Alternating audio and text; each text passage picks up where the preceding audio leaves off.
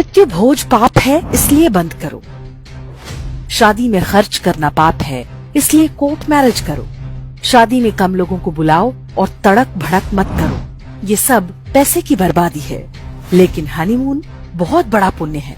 विदेश जाओ, पैसा लुटाओ, क्योंकि हनीमून से गरीबों का पेट भरता है।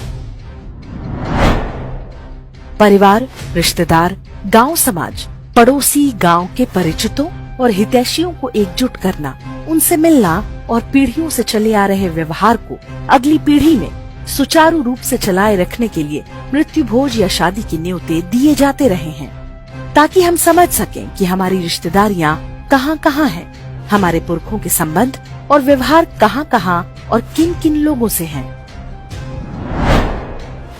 आज हम लोग पार्टी करते हैं तो कुछ दोस्तों को बुलाकर एंजॉय करते हैं क्योंकि अच्छा लगता है, लेकिन ये कभी नहीं सोचते कि ये भोज भी एक तरह की पार्टी होते हैं। यदि इसी तरह से एकाकी जीवन पर जोर दिया जाता रहा तो एक दिन ऐसा आएगा जब मानसिक अशांत लोगों की संख्या बहुत अधिक होगी।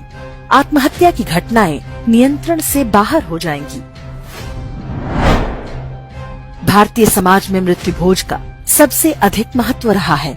बड़े बूढ़े इस पर ज्यादा जोर देते थे क्योंकि परिचित का व्यक्ति चला गया है, अब उसकी अगली पीढ़ी से परिचय होना चाहिए।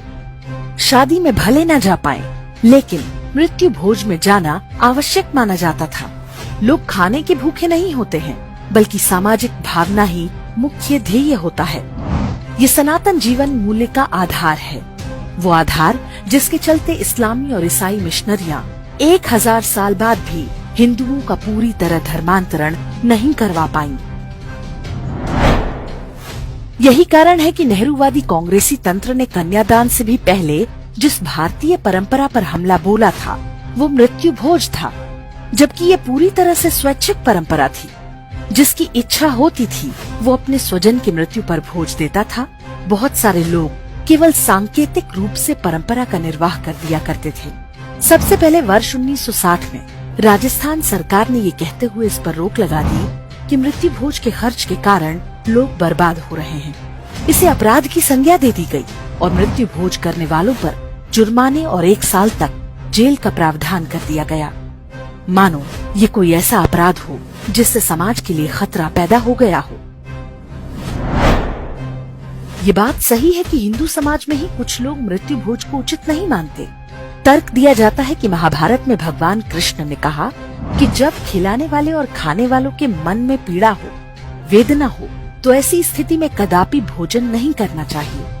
लेकिन ये बात भगवान कृष्ण